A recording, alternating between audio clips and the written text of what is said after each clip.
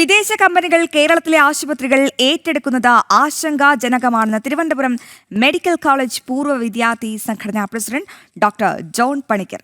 അമേരിക്കയിൽ വേണ്ടി വരുന്നതിന്റെ 500-ലൊന്ന് ചിലവിലാണ് കേരളത്തിൽ ചികിത്സ ലഭിക്കുന്നത്. ആ സാഹചര്യം ഇല്ലാതാകും. ഇൻഷുറൻസ് കമ്പനികൾ ചികിത്സ തീരുമാനിക്കുന്ന അവസ്ഥയുണ്ടാകുമെന്നും അദ്ദേഹം ദുബായിൽ പറഞ്ഞു.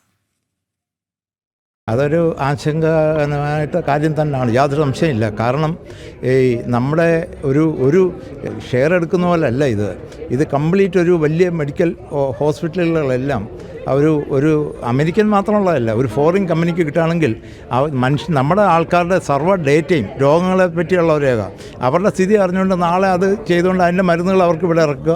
മനസ്സിലായില്ലേ? അവരുടെ കയ്യിലാണ് കൊടുക്കുന്ന മരുന്നുകൾ ഉൾപ്പെടെയുള്ളത്. അതുമാത്രമല്ല, ഇതെല്ലാം ഈ നേരത്തെ സൂചിപ്പിച്ച പോലെ ഇവരൊന്നും നമ്മുടെ ആരോഗ്യസ്ഥിതി നന്നാക്കാനല്ല വരുന്നത്.